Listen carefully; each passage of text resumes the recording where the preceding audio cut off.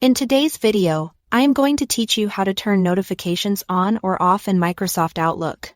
Whether you want fewer distractions or you are making sure you never miss an important update, I'll walk you through the exact places to adjust your notification settings, both in the newer Outlook experience and in classic desktop Outlook. Let's start with the new Outlook or Outlook on the web.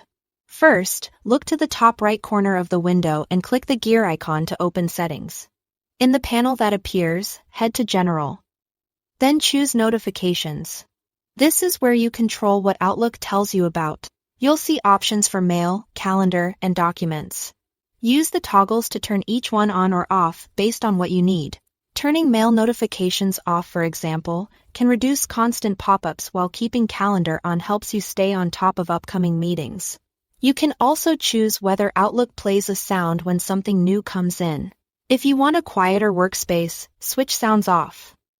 If you rely on audio cues, leave them on. Your changes save right away. So, here is nothing extra to confirm. If you want pop-up banners on your computer from the web version, make sure your browser is allowed to show notifications from Outlook.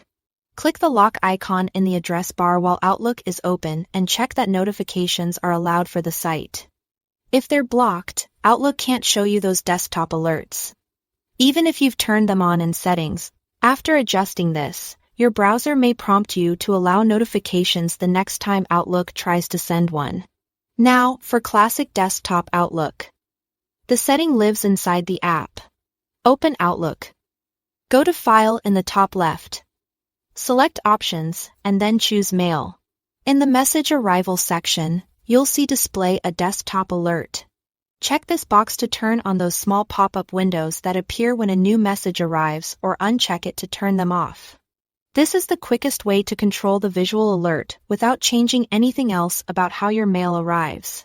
If you prefer to keep Outlook open but avoid interruptions during focused work, turning off the desktop alert can make a big difference.